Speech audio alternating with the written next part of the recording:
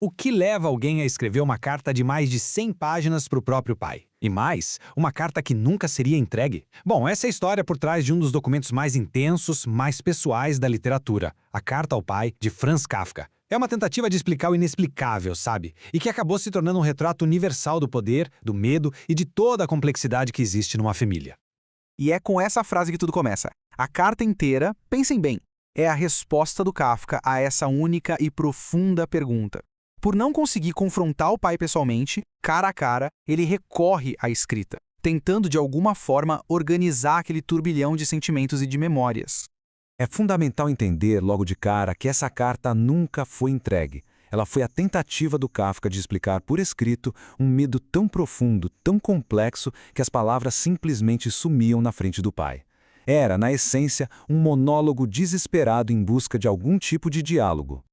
Kafka não estava buscando uma revolução no relacionamento deles, não. Ele sabia que os dois já estavam velhos demais para isso. O que ele queria era algo mais sutil, mais profundo. Uma espécie de paz, um entendimento mútuo, que pudesse, finalmente, aliviar o peso esmagador das acusações constantes do pai. Para entender a raiz desse medo, a gente precisa mergulhar no que o Kafka via como o conflito central de tudo, a colisão de duas naturezas completamente diferentes. Eram literalmente dois universos que moravam na mesma casa, mas que nunca se encontravam de verdade. E aqui o Kafka pinta um contraste que é impressionante. De um lado, o pai, um verdadeiro Kafka, o resumo da força, da saúde, da confiança. Do outro, ele mesmo, um certo Kafka, hesitante, tímido, quase uma sombra. A balança do poder já estava totalmente desequilibrada desde o comecinho. Essa sensação de ser esmagado era o centro da experiência dele. Não era só uma questão de personalidades que batiam de frente. Era, na percepção do Kafka, quase uma lei da física.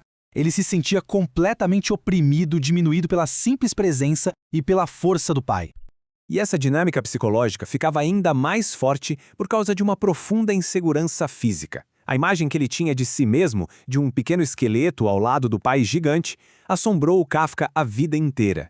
Era um símbolo constante da sua impotência. Mas como esse medo se enraizou de forma tão profunda? Kafka não fala de uma ansiedade abstrata, não. Ele ancora esse medo em momentos muito específicos, em métodos de educação que, segundo ele, instalaram esse terror no ser dele desde a infância. E aqui a gente chega numa das passagens mais famosas e psicologicamente devastadoras da infância dele. Uma criança pequena na cama, choramingando por água, um ato que era parte para irritar, parte por distração, como ele mesmo admite, um comportamento infantil super comum que ia receber uma resposta bem incomum.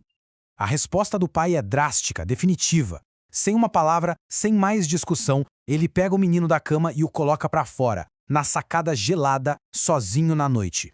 Um ato de disciplina que deixaria cicatrizes para sempre. E aqui está o ponto crucial. O trauma não foi o frio, não foi a escuridão, foi a revelação aterrorizante do seu próprio desamparo absoluto. A lição que a criança aprendeu naquela noite foi simples e terrível. Para o pai, ele era insignificante, um nada diante daquele poder absoluto. O Kafka deixa claro que o medo não vinha só da punição física, que ele até diz que era rara. O que realmente o paralisava era a atmosfera tóxica de antecipação, aquela certeza constante de que a punição podia vir a qualquer momento, por qualquer motivo, ou por motivo nenhum. E a analogia que ele usa é simplesmente devastadora. Kafka compara a raiva crescente do pai à preparação para uma execução. Isso mostra a tortura psicológica que era viver num estado constante de alerta e de pavor. Essa dinâmica de poder acabou criando um mundo governado por regras arbitrárias e hipócritas. Era como um labirinto, onde Kafka sentia que nunca ia conseguir se orientar ou ter sucesso. Um sistema que parecia feito de propósito para que ele fracassasse. Essa percepção de uma realidade dividida só reforçou o sentimento esmagador de isolamento. Para ele, existia um mundo dele, o do escravo, o mundo do pai, o do tirano e o mundo de todo mundo. 3 realidades que nunca se tocavam, com ele permanentemente preso na primeira. A mesa de jantar se tornou um resumo diário dessa tirania. As regras que valiam para ele de forma rígida e inquestionável simplesmente não valiam para o pai. Essa hipocrisia constante do dia a dia minou qualquer senso de justiça ou lógica no mundo do jovem Kafka. Deixou ele confuso e impotente.